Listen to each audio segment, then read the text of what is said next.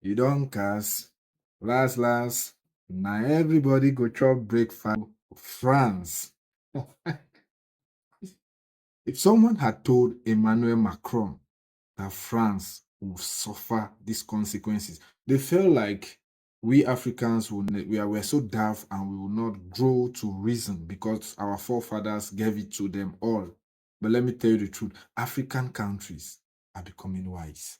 Now let's talk about the French. Their economy is in a mess. France is under a mountain of debt, $3.8 trillion of it. And with every passing second, this number increases by about $6,000. Every second, France sinks deeper into debt. So the French Prime Minister is panicking. His name is François Bayrou. He says that the country is in, and I'm quoting, mortal danger. But he claims to have a plan. He wants to limit tax breaks for the wealthy. He wants to slash civil service jobs, and he wants to axe 2 public holidays. None of these plans is final.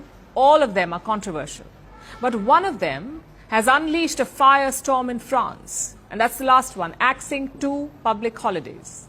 You see, for the French, their jours fériés, or public holidays, are joie de vivre, the joy of life, especially the ones in May. This month sees a succession of long weekends, thanks to 2 days, Easter Monday and May 8th, which marks the end of World War II. Prime Minister Bayrou wants to cut these 2 holidays, forcing people to work 2 extra days in a year, 2 extra days, to see a gain in productivity to help pull the nation out of its debt hole. And this has triggered howls of protest. People complain that they will have to work extra for no extra pay, and it won't reduce the national debt. According to a recent poll, 3 out of 4 people oppose this move. And this does not come as a surprise. After all, this is France that we are talking about. This is the land of many things: wine, cheese, fashion, pride. But work ethic is not one of the things that France is famous for. In fact, this country is infamous for it. A typical French workday includes long lunches, plus coffee and wine breaks, and once workers clock out, they cannot return to office for 11 hours. They cannot be disturbed by bosses outside working hours. That is the law. Speaking of which, the country has a 35-hour work week. That too is law, 35-hour work week. But the French work only about 31 hours a week. By comparison, the Americans work 36 hours, the Chinese about 45 hours, and the Indians about 46 hours. French workers also get generous paid time off, anywhere between 5 to 10 weeks. So a chill work life is the norm and the law, because the French have willed it. France also has a history of strikes, from the French Revolution of 1789 to the raucous demonstrations in recent years, especially over an increase in the retirement age.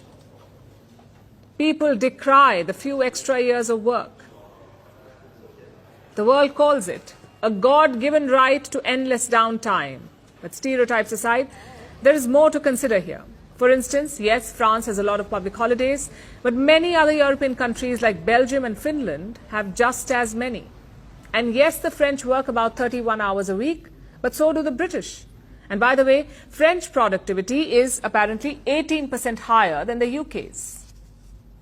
Also, what we often see as entitlement does not seem all that excessive to the French, because to them, laziness is productive. The idea goes back centuries.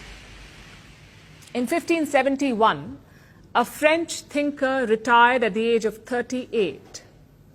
He spent entire days in his library, and then he invented a new kind of writing, the essay.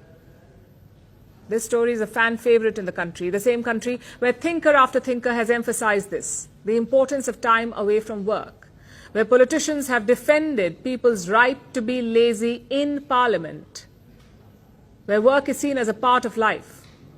So to change how the French work, the government will have to change how they live. Because as the French love to preach, if work